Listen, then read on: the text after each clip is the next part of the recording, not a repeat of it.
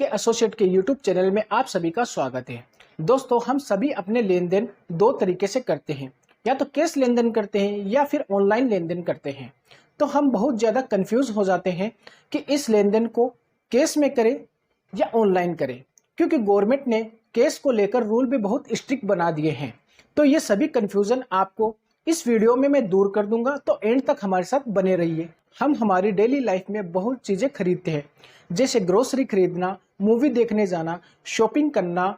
तो हम कंफ्यूज हो जाते हैं इनका लेन देन हम कैश में करें या ऑनलाइन करें। तो क्या आप हमारी जो डेली रूटीन की चीज़ें हैं उनका पेमेंट कैश में कर सकते हैं या नहीं कर सकते? तो अगर कोई बिजनेसमैन अपनी डेली रूटीन की चीज़ों को कैश में पेमेंट नहीं कर सकता, उनकी लिमिट है 10,000 रुपये, तो वो 10,000 रुपये से ज़्यादा एक दिन में खर्च नहीं कर सकता। तो अगर कोई बिजनेसमैन है तो वो 10,000 या उससे ज़्यादा का पेमेंट कैश में नहीं कर सकता, फिर वो ऑनलाइन पेमेंट करेगा। अगर वो 10,000 या उससे ज़्यादा का पेमेंट कैश में कर देता है तो उस पर पेनल्टी लगती है। अगर वो खर्चा अपने पेंडल अकाउंट में दिखाएगा तो वो खर्चा डिसअलाउड मान लिया जाएगा, वो खर्चा अलाउड नहीं होगा। तो बिजनेसमैन एक दिन में एक पर्सन को 10,000 या उससे ज्यादा का पेमेंट कैश में नहीं कर सकता।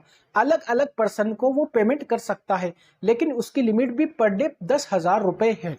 अगर नॉर्मल पर्सन को देखे जो बिजनेस नहीं चलाता है, उसका कोई भी बिजनेस नहीं है, तो फिर वो चाहे कैश में भी ट्रांजेक्शन कर सकता है, ऑनलाइन भी ट्रांजेक्शन करता है, उसका रूल अलग है। तो फिर इनकम टैक्स ने उसका दायरा अलग रखा है। नॉर्मल पर्सन कैसे भी ट्रांजैक्शन कर सकता है, चाहे वो कैश में करे या ऑनलाइन मोड में करे। कई बार क्या होता है कि हमारे घर पे हॉस्पिटल के खर्चे भी आ जाते हैं, तो आपने मेडिक्लेम करा रखा है, तो उस सिचुएशन में अगर आप उसका प्रीमियम पेमेंट करते हो तो आपको कैश में नहीं करना है। उसका जो पेमेंट होता है प्रीमियम का, आपको ऑनलाइन मोड से करना है, चाहे वो यूपीआई हो, क्रेडिट कार्ड हो, डेबिट कार्ड हो, नेट बैंकिंग हो, कोई भी मोड हो, लेकिन आपको उसका पेमेंट कैश में नहीं करना है। अगर आप कैश में पेमेंट कर दोगे तो आपको 80D की डिडक्शन नहीं मिल पाएगी, ये ध्यान रखिएगा। अगर आप रियल एस्टेट में कोई ट्रांजैक्शन करते हैं, जैसे रियल एस्टेट को खरीदने या बेचने में, तो 20,000 या उससे अधिक का पेमेंट आपको कैश में ना तो लेना है और ना ही देना है।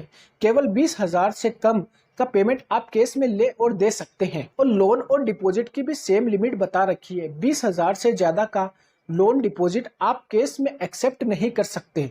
उस सिचुएशन में आपके पेनल्टी लग सकती है।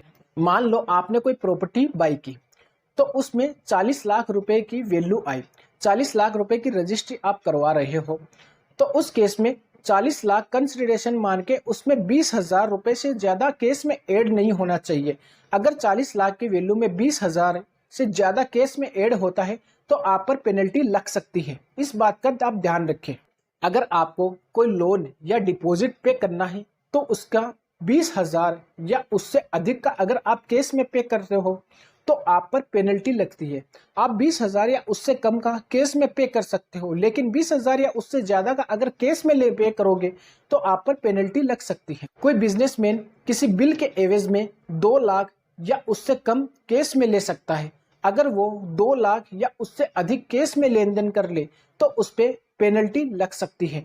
तो उसको 2 लाख या कम केस में लेना है, न कि 2 लाख या उससे ज्यादा। और ये लिमिट पर बिल पे है, यानी एक बिल पे 2 लाख रुपए तक वो केस में ले सकता है, इससे ज्यादा नहीं ले सकता। लेकिन इसकी लिमिट अलग हो जाएगी अगर वो सेम डे एक बिल पर पेमेंट नहीं लेता है, यानी कि अलग अलग डेट में वो पेमेंट लेता है, तो वो पेमेंट उस बिल के एवज में ले सकता है।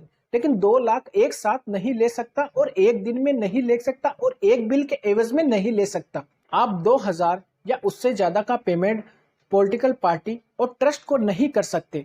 अगर आप ऐसा करते हैं तो आपको 80G का जो डिडक्शन है, 80G और 80GG का जो डिडक्शन है वो नहीं मिल पाएगा। आई होप आपने इस वीडियो से जरूर कुछ सीखा होगा।